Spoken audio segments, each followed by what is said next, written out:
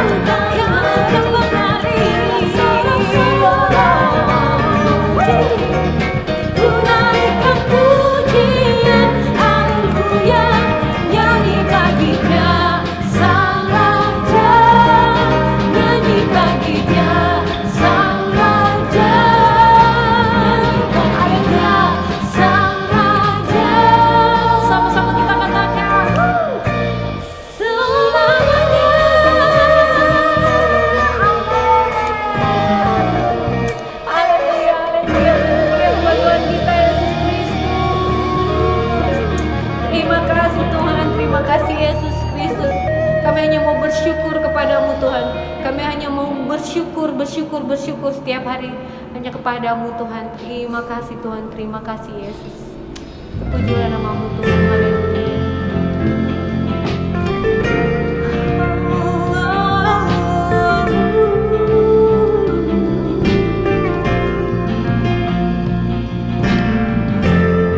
Terima kasih Tuhan buat kehidupan kami Tuhan.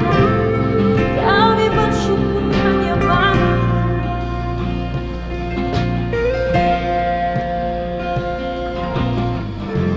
Banyakkan Kau perbuat di dalam hidupku. Rancangan indahmu terjadi di hidupku. Bapa yang mengerti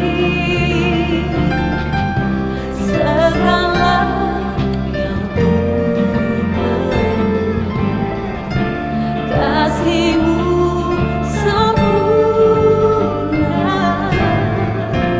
nyata dalam hidupku.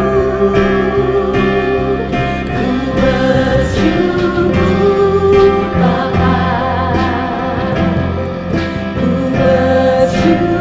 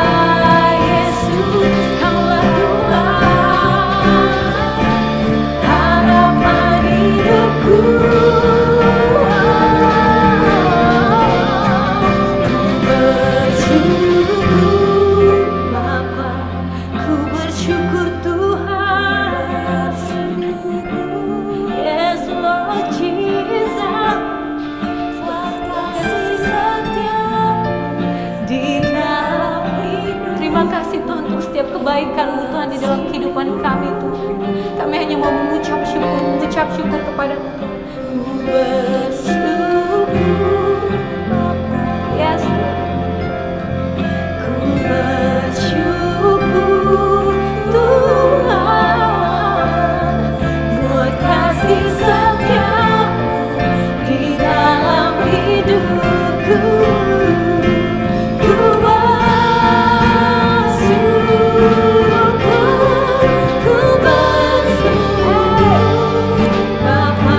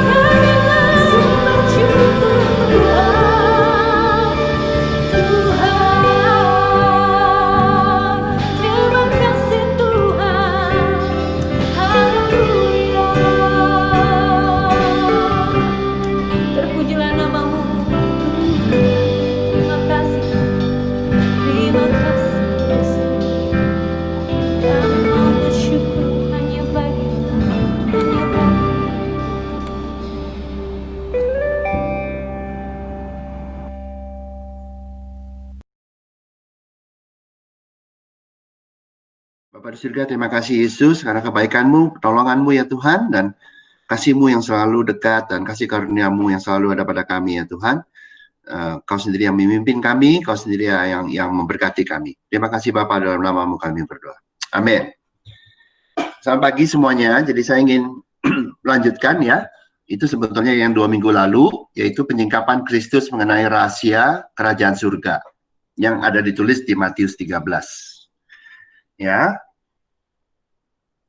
Jadi di Matius 13 di slide berikutnya ya, itu Yesus menyingkapkan mengenai rahasia kerajaan surga itu dalam 7 perumpamaan. Ya, saya ingetin ayat yang saya akan bacakan ya, itu di Matius 13 ayat 10 sampai 12 ya. Saya bacain aja, dengerin aja. Maka datanglah murid-muridnya dan bertanya kepadanya, "Mengapa engkau berkata kepada mereka dalam perumpamaan?" Jawab Yesus, "Kepadamu diberi karunia ya untuk mengetahui rahasia kerajaan surga, tetapi kepada mereka tidak. Karena siapa yang mempunyai, kepadanya akan diberi, sehingga ia berkelimpahan. Tetapi siapa yang tidak mempunyai, apapun juga yang ada padanya akan diambil daripadanya." Ya. Jadi yang mempunyai atau mengerti kerajaan surga akan mendapatkan kerajaan surga. Yang menerima rahasia kerajaan surga akan mendapatkan kerajaan surga. Yang tidak mempunyai tidak mendapatkan. Ya. Jadi memang Tuhan mengasihi semua orang, hujan turun di mana-mana, di orang benar maupun orang tidak benar, dan di padang gurun pun atau Tuhan masih memberkati karena Tuhan adalah kasih. Tetapi yang disebut dalam Yesus di sini adalah bukan berkat di padang gurun, bukan berkat kepada orang tidak benar, tetapi berkat kerajaan surga. Dan diberikan melalui 7 perumpamaan, dan diberikan melalui pengertian terhadap rahasia kerajaan surga ini. Yang memiliki adalah hanya yang mengerti rahasia kerajaan surga. Ya, dan yang bisa memberi kerajaan surga adalah pemilik kerajaan surga. Ya, yang bisa memberi kerajaan surga hanya Tuhan sendiri, karena yang memiliki kerajaan surga hanya Tuhan sendiri. Jadi kerajaan surga diberikan dalam kasih-Nya kepada kita yang begitu besar. dan diberikan berupa rahasia kerajaan surga. Supaya yang tidak mengerti kasihnya tidak mendapat berkat atau keseluruhan kerajaan surga. Mereka dapat berkat yang lain, tapi bukan kerajaan surga. Berkat kerajaan surga. Oke, di slide berikutnya. Jadi ada 7 perumpamaan. Perumpamaan penabur, gandum dan ilalang, perumpamaan biji sesawi, ragi, harta terpendam, mutiara yang berharga, dan pukat ikan. Ini sesi yang kedua ya, jadi minggu lalu saya sudah cover penabur, gandum, dan ilalang, dan sesawi. 2 minggu yang lalu. Banyak orang tidak tahu, tapi saya nanti setelah sesi ini, kita akan mengerti bahwa ke-7 perumpamaan ini adalah bersambung. 7 perumpamaan ini adalah sebetulnya kesatuan. Yang banyak orang tidak tahu karena ini memang rahasia. Ya. Tapi rahasia yang sudah diketahui oleh kita semua tidak rahasia lagi, akan kita mengerti. Rahasia itu hanya rahasia kalau kita belum mengerti. Tapi kalau sudah mengerti, maka itu menjadi pengetahuan kita. Dan itu akan menjadi benih kerajaan surga. Jadi di 2 minggu yang lalu, saya ulangin sedikit, itu ada, atau bukan saya ulangi, saya hanya rekap sedikit supaya ingat. Itu di pertama adalah perumpamaan penabur, yaitu yang menerima kasih Tuhan, yang menerima benih kerajaan surga, ya, adalah tanah yang baik atau orang yang baik. Ya, tanah yang baik. Baik artinya menjadi baik di mata Tuhan. Jadi yang menjadi dengan hanya menerima benih kerajaan surga. Dan benih kerajaan surga adalah pemberian dari pemilik kerajaan surga kepada orang yang mau menerimanya, karena dia mengasihi. Jadi yang menerima kasih Tuhan, menjadi otomatis detik itu menjadi baik atau benar di mata Tuhan. Dan benih itu, benih kasih Tuhan, benih kerajaan surga tersebut akan bertumbuh 160 atau 30 kali. Jadi orang tersebut akan menikmati hasil dari benih tadi. Itulah di perumpamaan penabur. Maka ada 2 hal di perumpamaan penabur yang dinyatakan. Yang pertama, orang tersebut menjadi benar atau dibenarkan Tuhan karena menerima kasih-Nya. Yang kedua, dia diberkati. Ya. Nah, di perumpamaan mengenai gandum dan ilalang, itu ada tanah yang tumbuhnya gandum, ada yang tanah yang tumbuhnya ilalang. Tentunya kenapa ilalang keluar, kenapa gandum, beda benihnya. Ya, benih gandum menghasilkan gandum, benih ilalang menghasilkan ilalang. Dan dikatakan yang di dalam perumpamaan gandum dan ilalang, Yesus sendiri mengatakan bahwa yang jadi benih gandum adalah kita sendiri orang percaya yang mengerti rahasia kerajaan surga. Ya. Dan benih itu membuat tanah yang menerima benih itu menjadi tumbuh gandum. Jadi di sini yang bersinar atau yang memancarkan kebenarannya ke dalam tanah yang lain adalah mereka yang sudah memiliki rahasia kerajaan surga. Dan itulah maksudnya Tuhan di dalam perumpamaan gandum dan ilalang, yang menerima benih kerajaan surga bukan hanya diberkati oleh kerajaan surga itu, tetapi bisa juga menjadi saluran kebenarannya bagi orang lain. Ya. Dan itulah namanya berkelimpahan. Kekudusan yang kau terima, yang mengerti kerajaan surga, yang mengerti kasih Tuhan, bukan hanya cukup untuk menguduskanmu, tetapi bisa kau salurkan kepada orang lain. Kekudusan yang Tuhan berikan itu begitu melimpah, sehingga kita juga yang sudah dikuduskan, itu akan bisa menjadi saluran kekudusan bagi orang lain, atau saluran kebenarannya bagi orang lain. Berikutnya adalah perumpamaan biji sesawi, yaitu pohon sesawi itu tumbuh dan dikatakan burung-burung itu bisa hinggap dan bersarang di pohon tersebut. Jadi pohon itu secara alamiah, tanpa usaha, tanpa apapun juga, otomatis menjadi berkat bagi burung.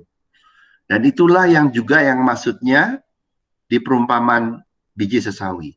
Yang menerima kerajaan surga akan otomatis, tanpa usaha, secara alamiah, akan memberkati orang lain.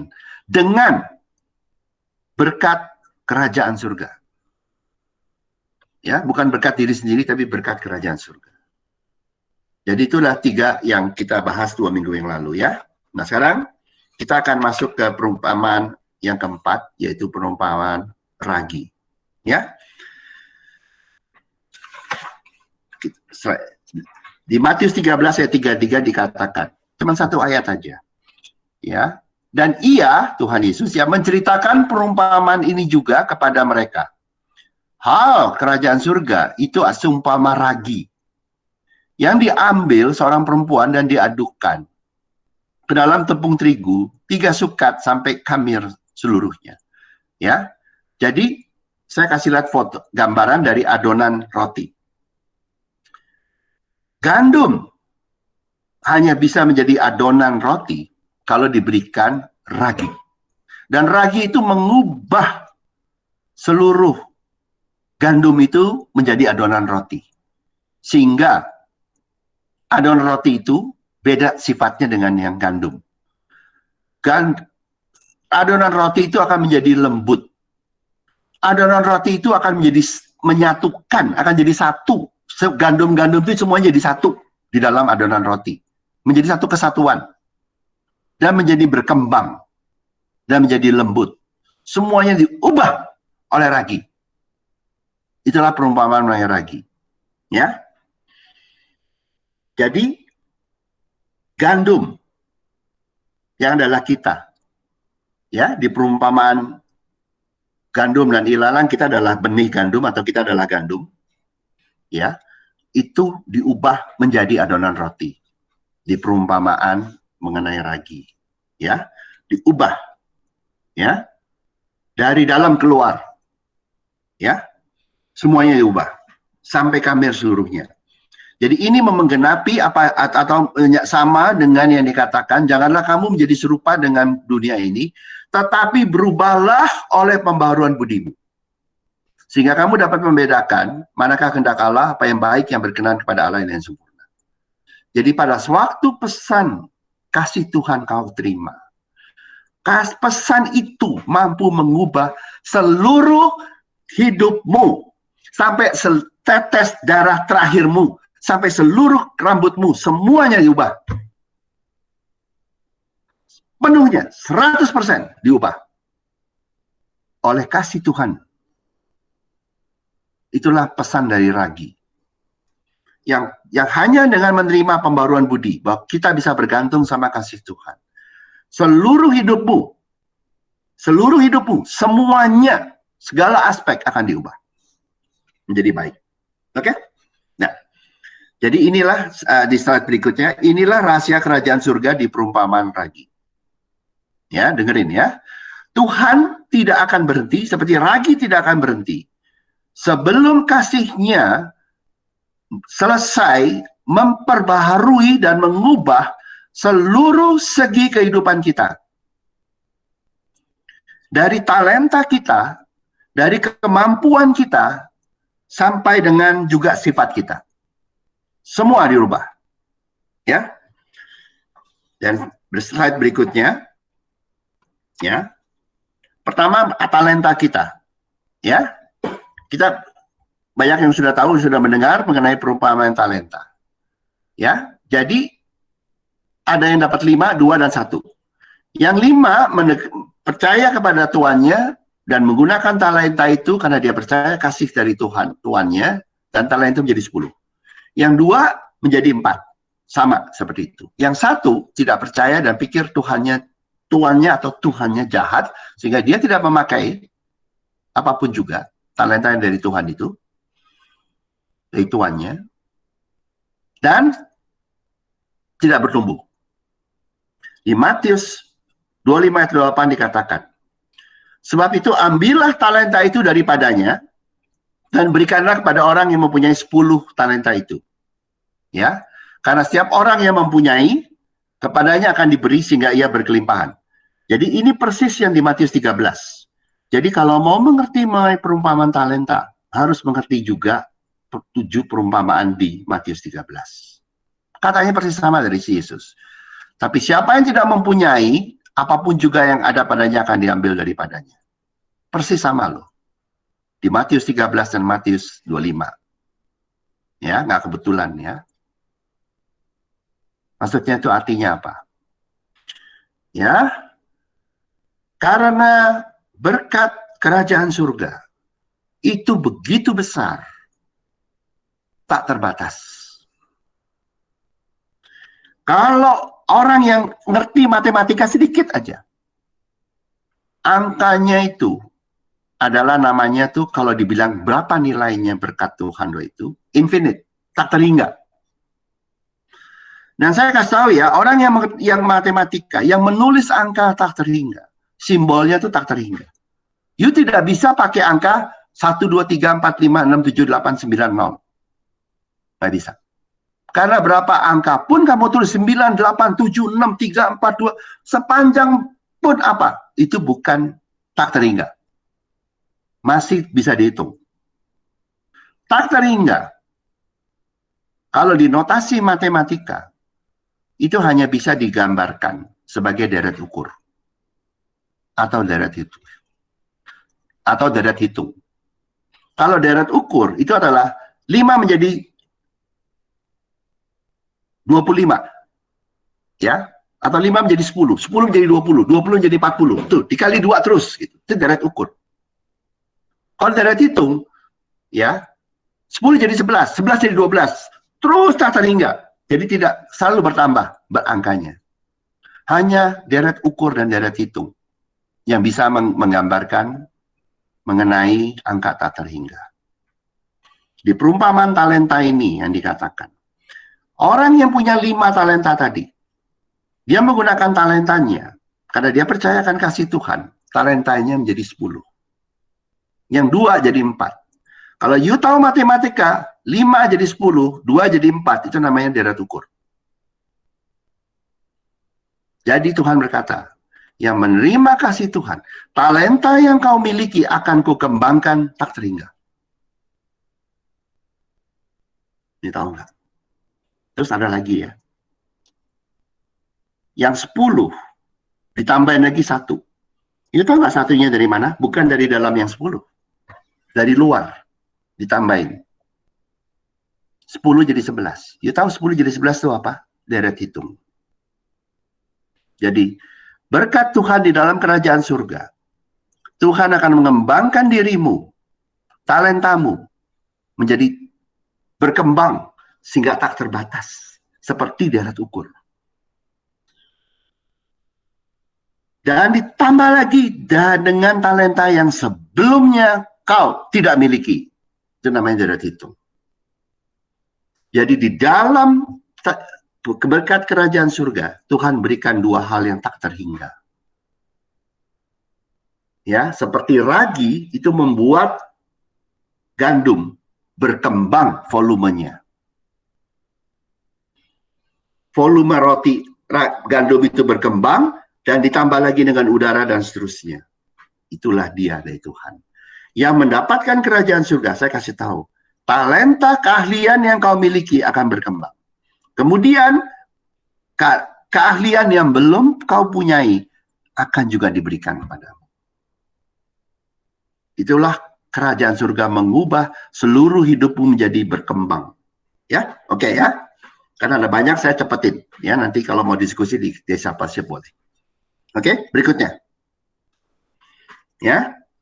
Di slide berikutnya, di Roma 12, kita tahu ya mengenai berbagai karunia untuk melayani. Seperti bernubuat, melayani, mengajar, menasihati, membagi atau memberi pimpinan, menunjukkan kemurahan.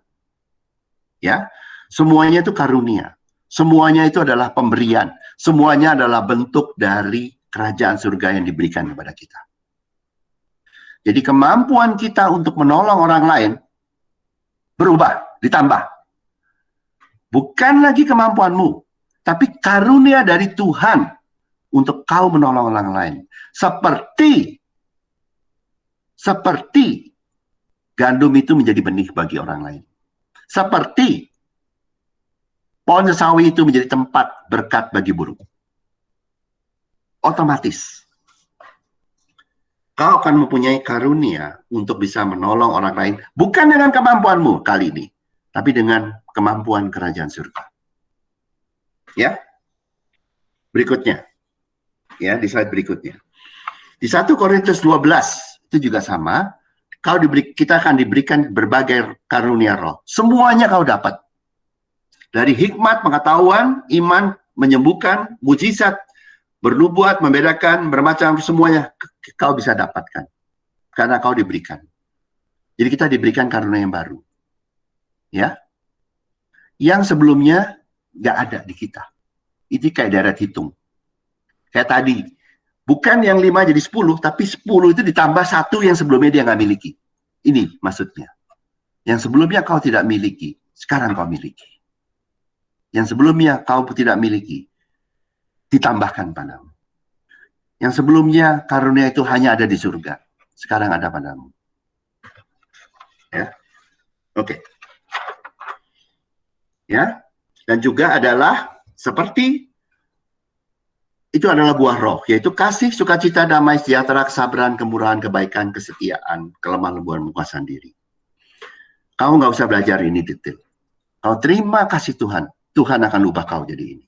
Banyak orang berusaha menguasai diri dengan dirinya. Pasti gagal. Tapi yang menerima kasih Tuhan, gampang. Tuhan akan bentuk. Memang perlu waktu, seperti ragi perlu waktu, tapi merubah gandum, tapi Tuhan yang lakukan. Ya, jadi karakternya juga akan dirubah. Itu seperti gandum dirubah jadi adonan. Ya, jadi tepungnya adonan yang lembut. Otomatis. Perlu waktu, ya betul. Tapi tidak. Tapi Tuhan yang bekerja. Oke? Dah? Karena saya mau cepetin ya. Ini ada banyak slide-nya.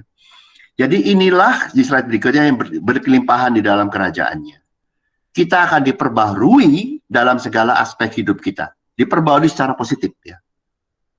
Dan ini dengan karunia benih kerajaan. Hanya dengan ini.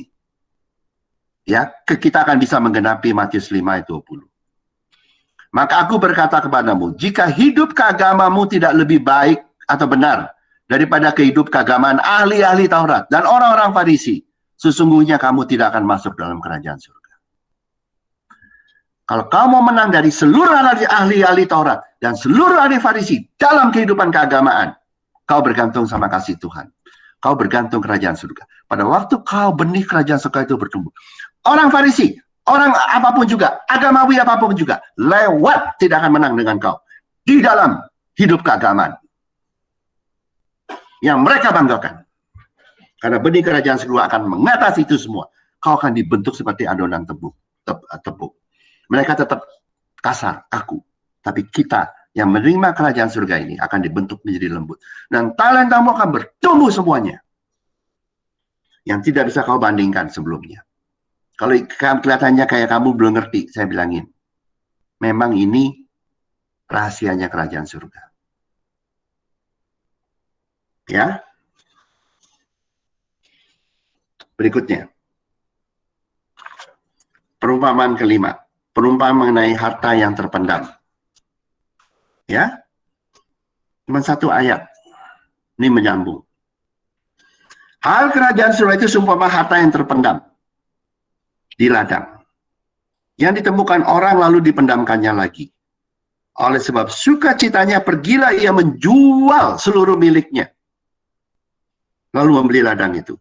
Jadi orang tersebut menggantikan yang dia miliki dengan harta yang terpendam tadi, karena harta yang orang tersebut mengerti harta yang terpendam itu lebih besar dari yang dia miliki sebelumnya.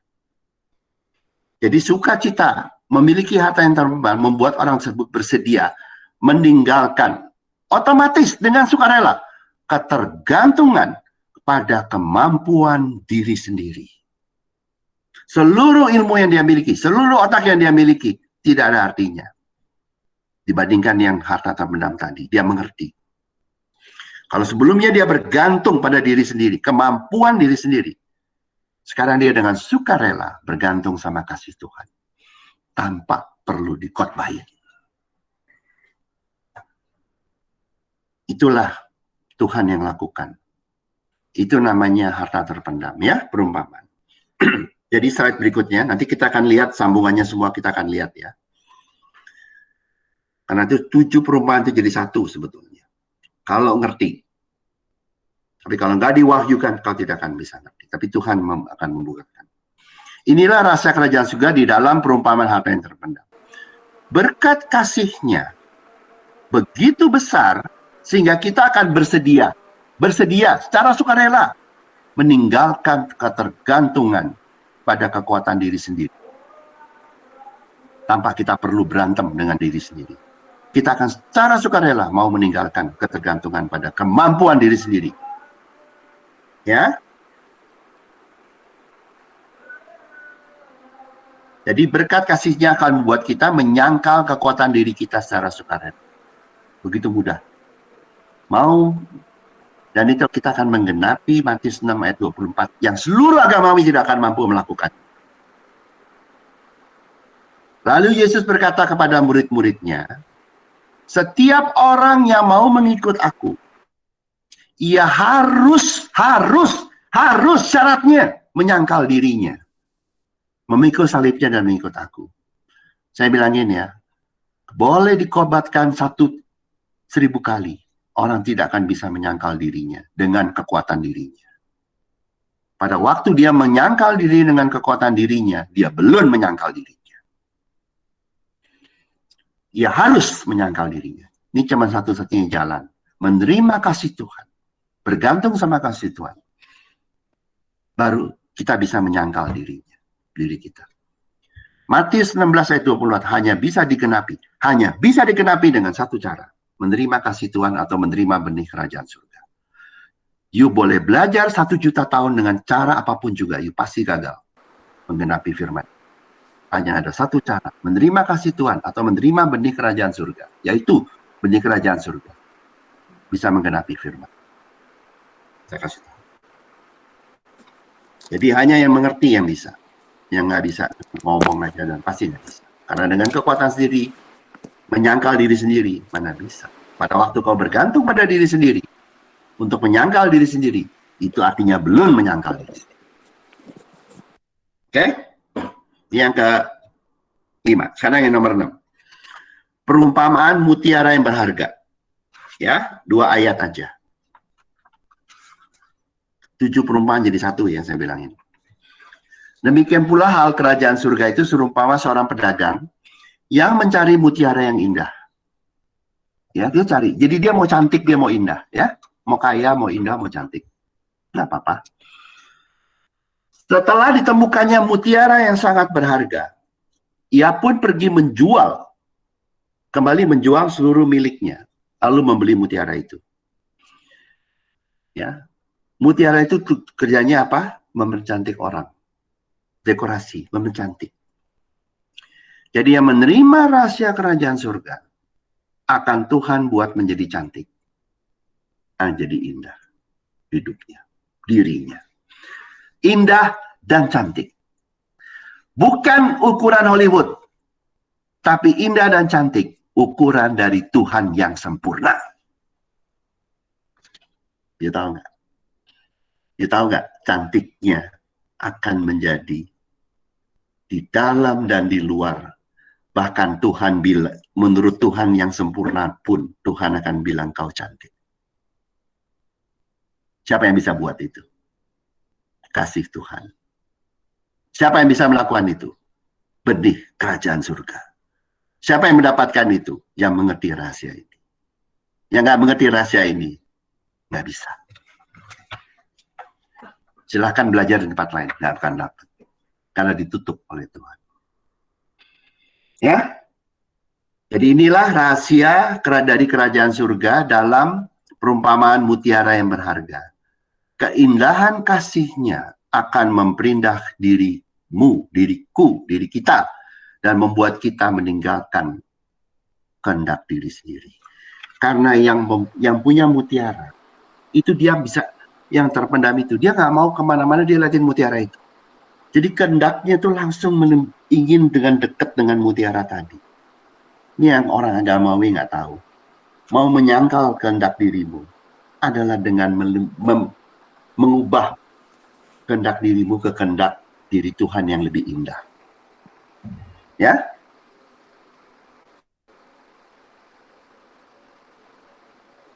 jadi kecantikan dan keindahan kasihnya akan menarik kita untuk meninggalkan kehendak kita. Seperti orang yang mempunyai mutiara. Perhatiannya nggak kemana-mana lagi. Tapi perhatiannya kepada mutiara yang indah tadi. Ya. Dan di ayat mutiara tadi itu juga menggenapi Matius 16 ayat 24. Yang sama. Ini tahu nggak? Lalu Yesus berkata pada murid-muridnya, setiap orang yang mau mengikut aku, ia harus menyangkal dirinya yang tadi ya, di harta terpendam, memikul salibnya.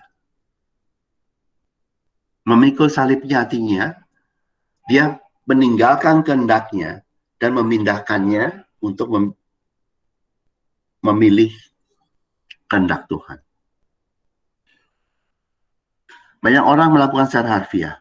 Dan agamawi mengajarkan dipaksa untuk itu. Nggak bisa. Kau mesti ingin tetap rela. Dan caranya adalah dengan menerima kasih Tuhan dan melihat bahwa kasih Tuhan itu lebih baik daripada kehendakmu. Kasih Tuhan itu akan membuat kau lebih cantik. Dan itu yang terjadi. Pada waktu menerima itu, kau akan mau memikul salibnya. Salibmu. Otomatis kehendakmu bukan lagi yang utama. Keinginanmu nggak apa-apa.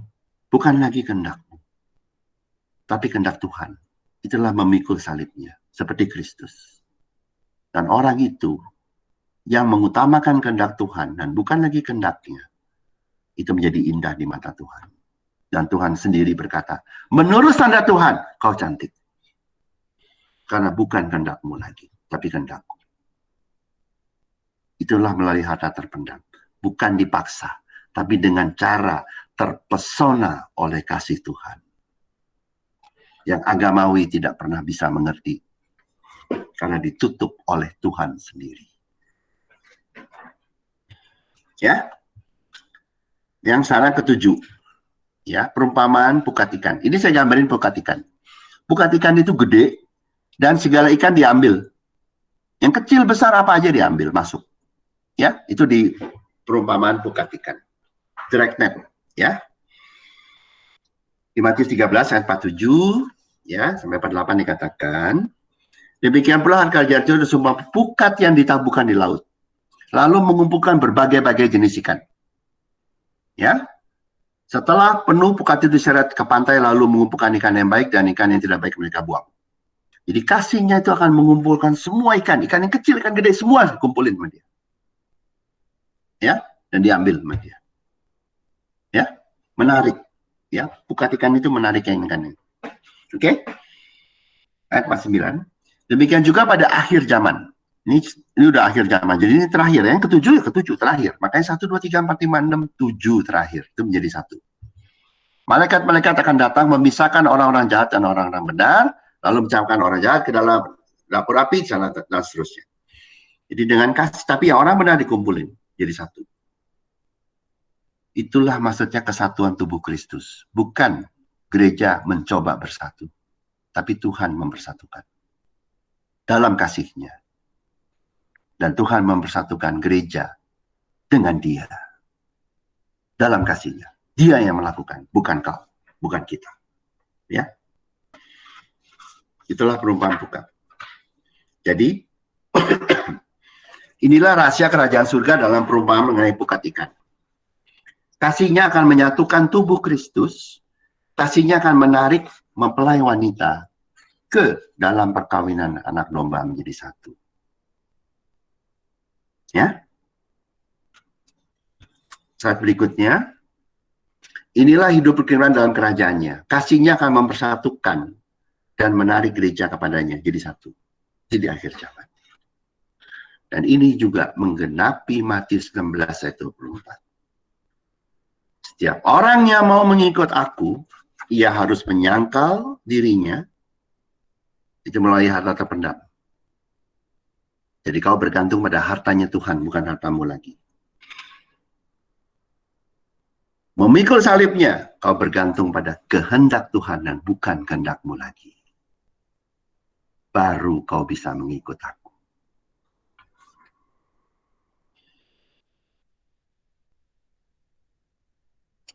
Lihat ya, 3 ini nyambung ya. Nanti 2 minggu lagi saya juga akan mirip. Ya, oke? Jadi semuanya digenapi mengikut dia atau menjadi satu dengan dia. Mempelai wanita menjadi satu dengan mempelai pria. Dia tahu nggak? Begitu dalam ya ayatnya Alkitab. Kalau nggak pewahyuan dari Tuhan, Tuhan yang memberi, nggak bisa kita dapatkan. Jadi di situ semua digenapi. Yesus semua telah menyempurnakan kita. Yesus sudah menyelesaikan kerajaannya. Ya? Apa itu? Di dalam 7 perumpamaan. Ya. Sekali lagi, penabur. Kemudian gandum dan ilalang dan biji sesawi. Ya. Teman kita tuh John Filipino yang di Kuala Lumpur. Teman suka John 10:10. Hidup berkelimpahan. Ini yang Tuhan jelasin, hidup berkelimpahan. Kekudusan yang kau dapat bukan hanya cukup untuk kamu, tapi akan melimpah ke orang lain. Kebenaran yang kau dapat bukan hanya untuk kamu, tapi akan melimpah ke orang lain. Itu maksudnya kerajaan surga. Itu namanya hidup berkelimpahan. Dan berkat yang kau terima adalah berkat dari kerajaan surga sendiri. Itu akan tidak hanya cukup untuk kamu, tapi cukup untuk menjadi berkat kepada orang lain. Dan kau bisa memberkati orang lain tanpa engkau merasa rugi ataupun secara alamiah. Begitu kayanya kau bisa memberkati orang lain sampai kau seakan-akan seperti pohon bisa memberkati burung tanpa dia berasa apapun juga. Begitu hebatnya kerajaan surga. Sehingga kalau agamawi ngajarin kau harus berkorban sampai berasa sakit. No, itu ide manusia. Di dalam Tuhan, burung itu hinggap di pohon, pohonnya sama sekali nggak berasa kekurangan apa-apa. Berkat Tuhan adalah di kerajaan surga dalam dirimu. Kau bisa memberkati orang lain sampai tidak berasa bagimu. Karena kekuatan Tuhan yang menahan semua. Tahu nggak? Begitu melimpahnya. Itulah yang namanya hidup berkelimpahan. Kau bisa berlimpah memberkati orang lain. Dengan kekudusan Tuhan. Dengan berkat dari kerajaan Tuhan. Berkat dari Tuhan. Engkau sendiri sama sekali nggak berasa kekurangan apa-apa. Kalau nggak lihat 1, 2, 3, you tidak akan bisa baca ini. Ya. Cara 4, 5, 6 ya. Perumpamaan ragi bilang kita akan diperbarui dalam segala segi kehidupan kita. Dan di perumpamaan yang kelima dan keenam diberikan 2 hal. Harta terpendam dan mutiara yang berharga. Nyambungnya di sini. Di perumpamaan harta yang terpendam, kekayaan Tuhan di dalam kasih-Nya akan memperkaya kita dan menarik diri kita dari ketergantungan pada kekayaan atau kekuatan diri sendiri kita. Tahu nggak? Itulah perumpamaan harta yang terpendam.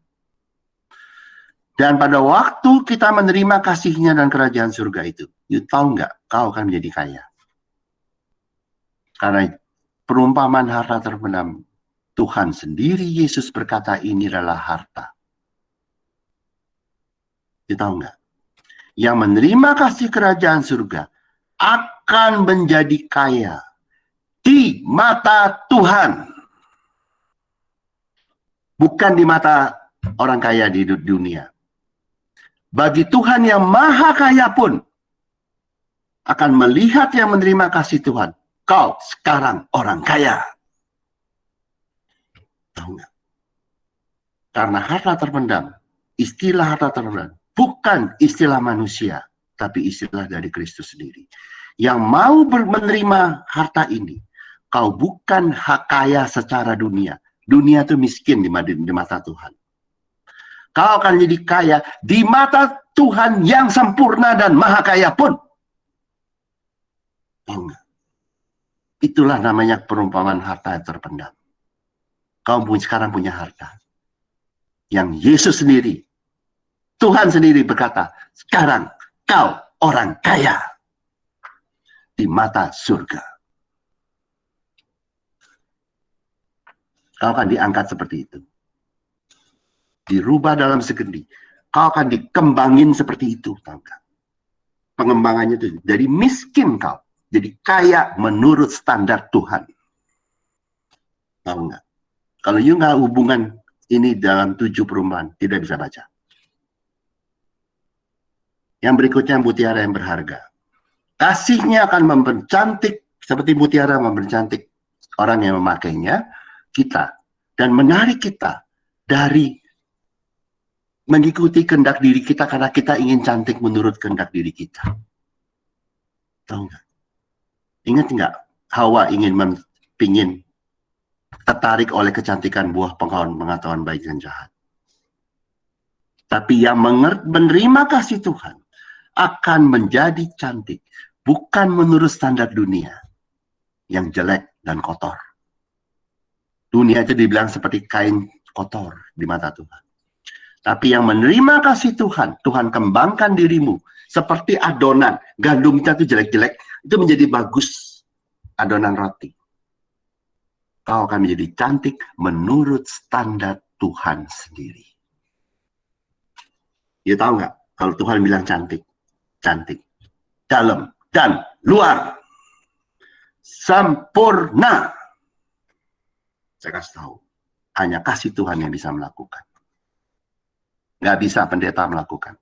Orang lain tidak bisa melakukan. Saya nggak bisa lakukan. Tapi Tuhan hanya yang bisa. Kau akan dibuat cantik menurut standar Dia. Yang menerima kasih Tuhan. Sesimpel itu. Ya. Baru setelah kaya dan cantik, baru perkawinan anak domba. Nggak bisa perkawinan anak domba sebelum mempelainya siap. Ya. Jadi, slide berikutnya. Semuanya itu melalui benih. Semuanya melalui firman-Nya. Semuanya melalui kasih-Nya. Kita cuma nerima. Cuma percaya atau menerima. Sesimpel itu. Itu namanya rahasia kerajaan surga. Cuma terima rahasia, dapat semua. Oke? Kita tahu nggak 7 itu pada hubungan? Ini saya kasih lihat hubungannya. Di perumpamaan tanah yang baik, kita adalah tanah. Adamah, kita tanah. Diberikan kasih Tuhan, tanah itu tumbuh. Nutrisi dari tanah itu disedot semua oleh benih itu menjadi gandum. Bukan tanah yang kerja. Nutrisi dari tanah yang mati disedot semua oleh benih itu, diubah menjadi gandum. Hidupmu yang busuk, yang kotor, yang apa, disedot semua, diubah semua sama Tuhan. Seperti benih menyedot nutrisi dari tanah itu menjadi gandum. Kita tahu nggak di perumpamaan yang kedua, gandum dan ilalang, kita bukan tanah lagi sekarang.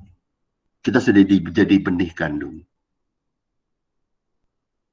Dan di perumpamaan ragi, gandum itu dirubah jadi roti.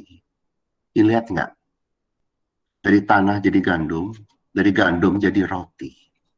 Roti itu untuk apa? Roti itu makanan. Untuk mempelai. Dari roti menjadi tubuh Kristus. Tubuh adalah tubuh kita Dibentuk dari makanan kita toh, yang kita makan. You ngerti nggak? You nggak bisa makan gandum toh, you makannya roti. You bukan makan tanah toh. You makan roti. Roti dari mana? Dari gandum. Gandum dari mana? Dari tanah. Tanah benda mati. Gandum benda hidup. Roti jadi lembut lagi dan itu dimakan jadi orang. Kemudian jadi tubuh mempelai wanita. Diapain? Udah cukup? Belum. Mesti dibikin kaya dulu. Diperkaya melalui harta terpendam. Dan dipercantik oleh mutiara yang berharga. Baru layak untuk perkawinan anak domba. Lihat nggak? 7 perumpamaan. Tidak berdiri sendiri. Orang mencoba mengerti dengan baca satu-satu. Nggak bisa. 7 itu nyambung jadi 1. Ditulis di Matius 13. Ya, saya lanjutin di seterusnya, ada berapa slide lagi ya, hampir. Jadi akhirnya pesan Yesus di Matius 13. Matius 13 ayat 51. Mengertikah kamu semuanya itu? Mereka menjawab, iya kami mengerti. Kembali ya Tuhan bilang, ngerti nggak? Kamu udah dapat belum? Tuhan pengen murid-murid berkonsentrasi untuk mengerti pesan yang begitu sederhana. Pentingnya menerima kasih Tuhan. Mengerti nggak kamu? Tanya lagi lu setelah dijelaskan panjang sama Tuhan di ayat-ayat sebelumnya. Mengerti nggak? Ini juga pertanyaan kepada kita semua. Apa kita sudah ngerti? Sudah menerima? Kalau you belum mengerti, belum menerima. Kalau you belum mengerti, artinya you belum menerima. Kalau you belum ngerti, baca sendiri. Karena saya tidak mampu menjelaskan, saya cuma orang. Yang bisa menjelaskan cuma Yesus. Baca sendiri Matius 13. Apakah kita sudah menerima pengertian ini? Karena yang sudah menerima pengertian ini, itulah benih kerajaan surga sudah tumbuh, sudah ada dalam dirimu. Yang akan melakukan semua itu. Membuat kau jadi luar biasa. Talentamu, sifatmu, kekayaanmu, dan juga kecantikanmu. Ubah semua oleh Tuhan. Hanya dengan mengerti atau menerima benih kerajaan surga. Dengan menerima rahasia kerajaan surga. Ya, terus bagaimana yang Tuhan lakukan? Akhirnya di Matius 13 ayat 52 Tuhan berkata, maka berkatalah Yesus kepada mereka, karena itu setiap ahli Taurat atau teologi yang menerima pelajaran dari hal kerajaan surga, itu seumpama tuan rumah yang mengeluarkan harta yang baru dan yang lama dari perbendaharaannya. Tuhan mengasihi ahli Taurat. Tuhan mengasihi pendeta. Tuhan mengasihi ahli teologi. Juga kepada seluruh agamawi, Tuhan mengasihi kaum agamawi supaya mengerti ini. Dan janji Tuhan, kau orang yang ahli Taurat, kau yang ahli Taurat, teologi atau Farisi, pada saat kau mengerti rahasia kerajaan surga ini, kau akan menjadi terutama di dalam rekan-rekanmu. Seumpama tuan rumah itu menjadi teratas di dalam rumahnya. Ahli Taurat yang mengerti rahasia kerajaan surga ini akan menjadi terkemuka di antara semua ahli-ahli Taurat lain. Karena kebenaran mengenai rahasia kerajaan surga akan mengalahkan seluruh kebenaran yang manusia ciptakan. Yang ahli-ahli Taurat yang mengerti rahasia kerajaan surga ini akan menjadi yang terutama, seperti tuan rumah yang nomor 1 di rumahnya di antara ahli-ahli Taurat yang lain. Karena Tuhan mengasihi. Ya. Terakhir, berkati untuk kita semua. Ini digenapi Ulangan 29 ayat 29. Hal-hal yang tersembunyi ialah bagi Tuhan, Allah kita. Tetapi hal-hal yang dinyatakan ialah bagi kita, buat kau dan saya. Dan bagi, saya terusin ya, keluargamu, anak-anak kita. Sampai kapan? Sampai selama-lamanya. Supaya kita melakukan segala perkataan hukum Taurat ini. Waktu kau menerima benih rahasia kerajaan surga, kau sudah menggenapi seluruh hukum Taurat. Tahu nggak? Dan berkat kerajaan surga bukan hanya bagimu. Makanya mengerti dan menerima ini. Karena berkat ini adalah bukan hanya bagi kamu, tapi bagi semua anak-anakmu juga. Sampai selama-lamanya. Matius 13, itu berkat Tuhan yang luar biasa. Bayangin Tuhan sampai tanya kepada murid, kamu udah ngerti belum? Tahu nggak? Karena begitu pentingnya untuk ngerti. Dan saya harap kita semua mengerti dan menerima ini. Karena ini adalah yang Tuhan rencanakan dan Tuhan berikan. Begitu mudah kau mengerti bahwa melalui benih kerajaan surga, bahwa mengerti bahwa melalui hanya dengan menerima kasih Tuhan, kau akan jadi luar biasa. Talentamu akan lipat ganda, sifatmu akan diubah, kekayaanmu akan menjadi kaya, bukan menurut standar dunia lagi. Kau akan menjadi kaya bahkan menurut standar Tuhan. Dan kau akan menjadi cantik menurut standar Yesus. Kau akan layak untuk jadi mempelai. Bukan karena Tuhan merendahkan dirinya, merendahkan standarnya. No. Tapi karena dia meninggikan kamu. Hanya dengan rahasia ini. Hidupmu akan diubah. Masalah apa? Semuanya. Kau akan punya kekayaan dari Tuhan sendiri. Kau akan punya talenta yang dilipat gandakan. Dan ditambah. Tahu nggak? Yang ada padamu akan dilipat gandakan. Yang kamu butuh untuk menghadapi masalah di dunia akan Tuhan kasih.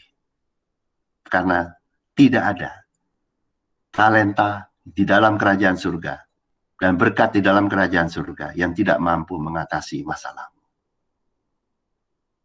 Itu akan ditambahkan padamu supaya kamu lewat dari segala masalahmu. Kau bisa mengatasi dan menang. Karena kerajaan surga tidak akan pernah kalah terhadap masalah yang paling berat pun. Semua ditambahin. Yang ada daripadamu dilipat gandakan. Tapi kalau itu masih kurang, ditambahin yang belum kamu punya. Supaya kau menang. Sehingga kau benar-benar menjadi kaya. Bukan di mata dunia yang paling kaya pun. Bukan di mata malaikat. Di mata Tuhan sendiri kau kaya. Dan di mata Tuhan kau menjadi cantik dan indah. Dalam dan luar secara sempurna. Yang menerima kasih Tuhan dan mengerti pesan ini, Tuhan akan melakukannya. Selesai. Slide terakhir, Tuhan memberkati kita semua. Ini berkat Tuhan. Begitu sederhana. Ya, mari kita berdoa. Bapa di surga, terima kasih Yesus, bahwa Engkau sendiri yang akan melipat gandakan talenta dalam kami. Bahwa Engkau sendiri yang akan menambahkan talenta yang kami tidak miliki tapi kami butuhkan. Bahwa Engkau sendiri yang akan mengubah seluruh sifat kami. Bahwa Engkau sendiri yang akan membuat kami, ya Tuhan, bergantung padamu. Dan bergantung pada kehendak-Mu. Dan kami akan menjadi kaya, ya Tuhan, sangat kaya. Menurut ukuran surga sendiri. Karena Engkau memberikan kerajaan-Mu. Kau tidak memberikan sebagian dari kerajaan-Mu, tapi Kau memberikan seluruh kerajaan-Mu.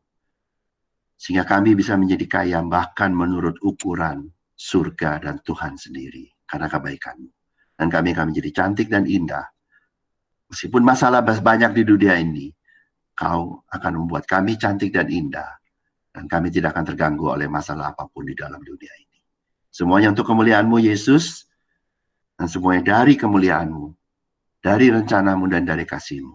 Terima kasih Bapa, dalam nama-Mu kami berdoa. Segala puji hormat hanya bagi Engkau. Amin. Nanti discipleship ya. Amen. Kita akan slide announcement ya. Kemarin si Robert and Michelle got married. So we're gonna pray for them. Kita akan doa untuk mereka. Dan discipleship tunggu jam 2 seperti biasa hari ini ya. Let's pray. Dear Heavenly Father, we just thank you, Lord. Thank you for Robert and Michelle's wedding ceremonies, Lord. You have joined them together as one, as husband and wife, as they embark on a new journey in their lives together. A journey where they would share everything, Lord, shares in their love with one another, and shares all the blessings that you poured into their lives. That their marriage will be a marriage that is a testimony to those that's around them.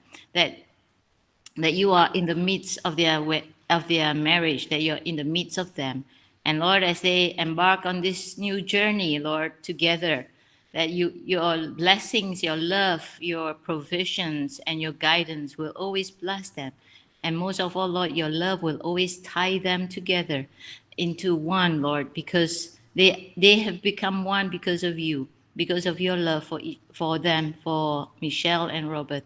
We thank you, Lord, for the wedding ceremony yesterday, Lord. We thank you, Lord, that you have joined them together, that no man can separate, Lord.